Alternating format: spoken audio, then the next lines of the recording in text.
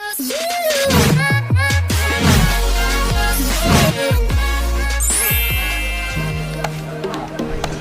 ko na. Hi everyone, my name is Nica.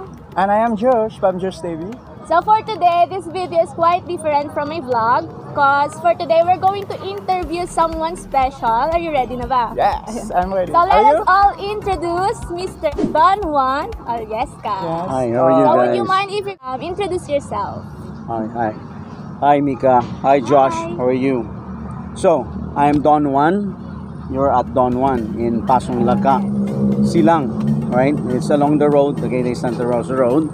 So, it's easy to find. Just Google Maps. We're there. So, I'm called Don Juan. My first name is Juan Oleska.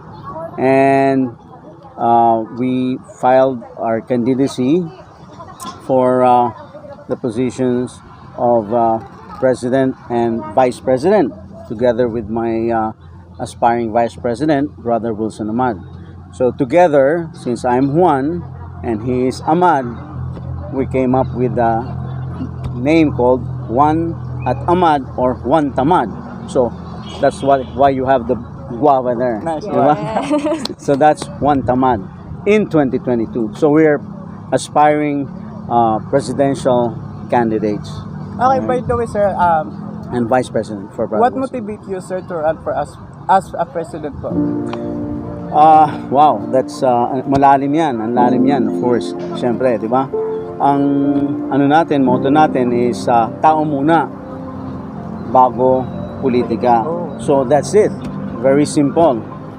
Dahil nga sa gustuhan namin na yung tao muna, yung mabigyan talaga ng pansin, no? Yung sila yung mauna, matulungan lahat bago ang politika. Yun ang I think the driving force natin, lalo na kung magagawa natin through our next generation, lalo na yung ating mga millennials, di ba? Na yun ang ating and Gen Zers and next generation na kumbaga binabangka natin na kaya nating mabago lahat with and through them. Of course, we can do that with good, morally good, at saka ethical and principled government, and of course the next generation, okay? So you're always after for the millennials. Yeah, kasi, well, of course, my wife is also a millennial.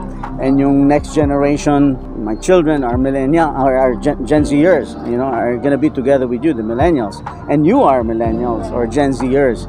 So, kayo na yung Gen eh.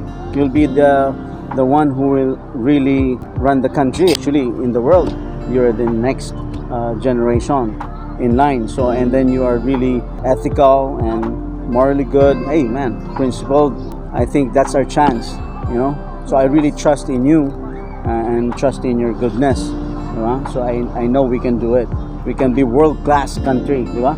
And I believe that deep in my heart. So we're talking about pandemic na naman po, sir. If ever you win as a president in this country, sir, now, what is your plan about COVID-19 and how to recover our country? The COVID-19 problem is really as simple as it can get. You understand? You have a virus, you should know where it is, alam mo kung nasa inyo, and you attack the problem where it is. But you cannot fight something you don't know kung nasaan. So first and foremost, alamin mo kung nasaan yan. Then you can attack the problem where it is. Kaya lang, you need, again, good people, high integrity people. Di ba? Yun na nga, yung gagawa ng tama. Kasi yung gagawa ng tama, magdadala rin siya ng mga tools, di ba? Mga kasangkapan na napapagkatiwalaan rin. Hindi pwedeng peke dito, peke doon. Paano ka magtitiwala ron? Yung datos magiging peke din. Yung numbers, magiging mali rin, di ba? So, ang daming lumalaganap yan. Umiikot na mga peking, di ba? Kits, di ba? Peking mask. May mga lumalaganap rin ng mga peking vaccines, di ba? Or at least hindi regulated vaccines, di ba? So, how can you trust that system? So again, balik tayo doon sa sinasabi natin, doon sa unang sinasabi ko, integrity, fundamental value. kailangan integrity ang mangunguna doon para mapapagkatuwalaan mo lahat ng mga solusyon. Madali lang naman yung mga solusyon eh, di ba? It's all there, academic lang yon. But for us to be able to have the trust in that, we have to have those people that can be trusted. Mask, alam mong fake, magkakalat na ng virus, andun. Di ba? Ginagamit ng lahat, hinahayaan. So, paikot-ikot lang tayo dyan sa problema. We're chasing our tail. Di ba? So, that's our problem. So, we have to start anew. We have to start structurally right. Now, we have high integrity from the people, to the tools, to the solutions, to the method. We can control the problem. That's easy. And it's done by many other countries. So, we can do it too. So, since you have mentioned high integrity, are you in favor of death penalty? Absolutely no. No, my God, no. How can you trust it? Diba? How can you trust the system? Kailangan yung system mo muna is high integrity. Kung parang kit din yan eh. Kung peke yung kit, peke din yung mga resulta. So how can you make sure na uwi ka sa bahay, di mo dala-dala yung virus? Same thing sa system. Kung yung justice system, walang fair process, paano mo sasabi na yung resulta nun, yung kung ano man decision was proper? Baka mamaya sinasalang mo na sa death penalty, inosente pala. That's the gravest crime. That's the crime of the century.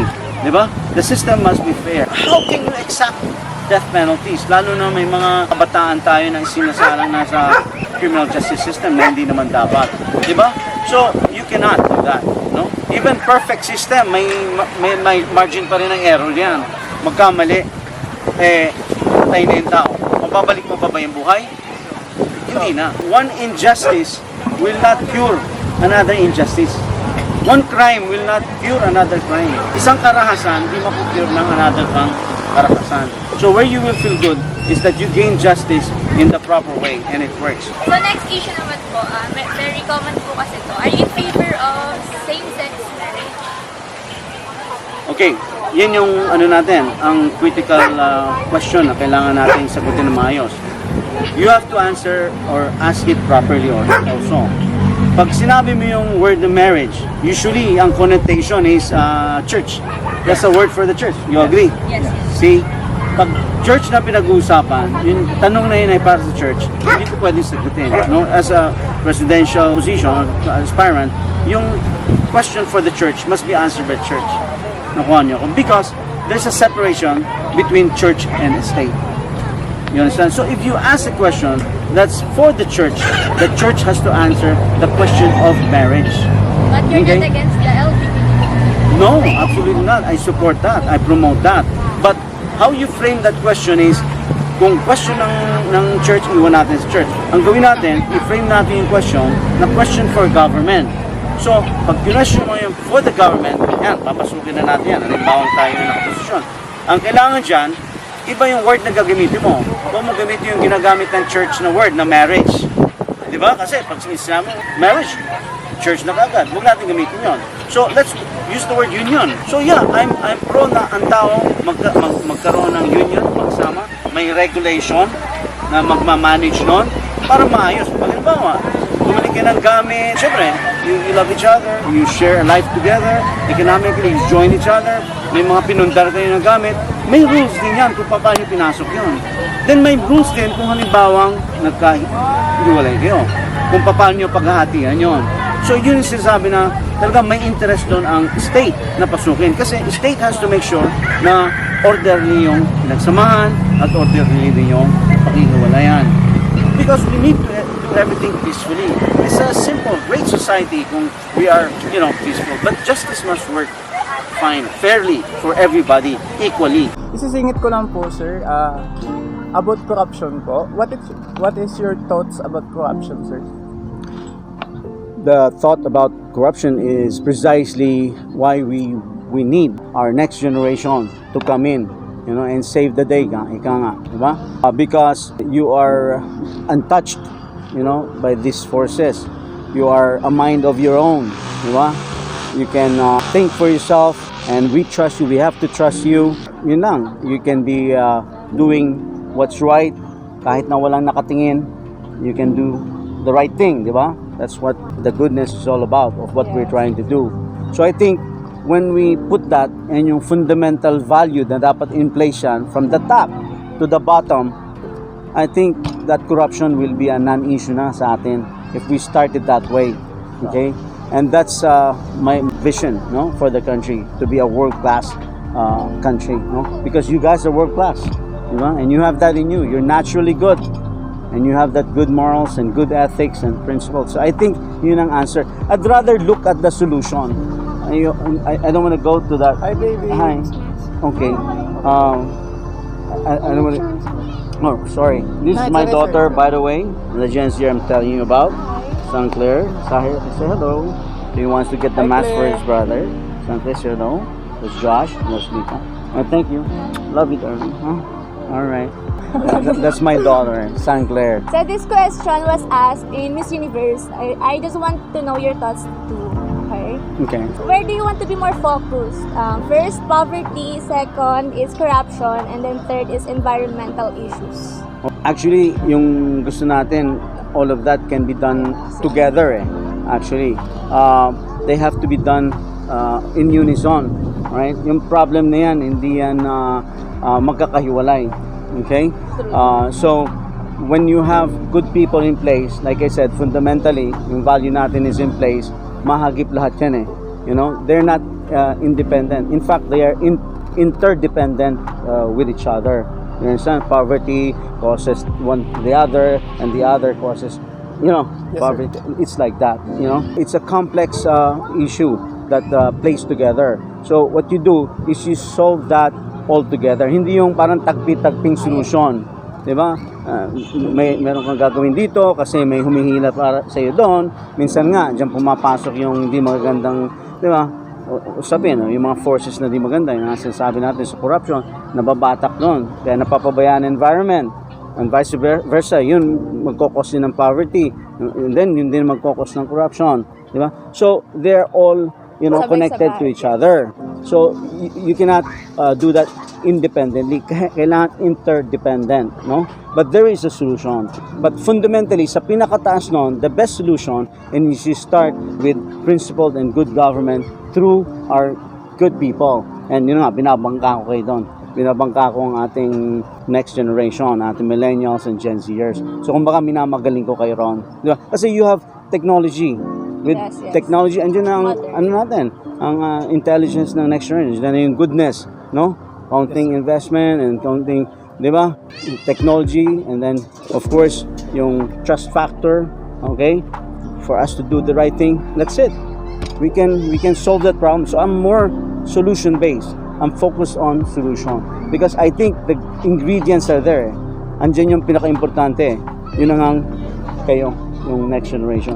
What do you think are the characteristics or competitive skills that a president should have in order for you to solve the problems or issues that I mentioned earlier?